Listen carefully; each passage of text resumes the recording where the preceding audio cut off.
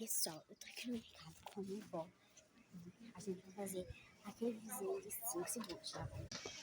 Você tem 5 segundos para pegar o que quiser.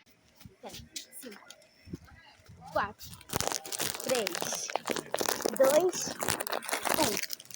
Peguei, gente. Vou pegar 2 coisas, né? Mas, tem picolé e um salgadinho. Da próxima vez, a gente consegue mais, talvez, né, gente?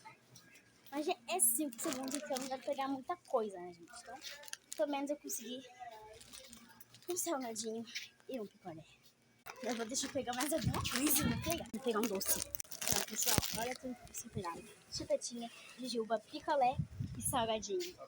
Boa tarde, mas aí passou A melhor compra que eu posso fazer no mundo.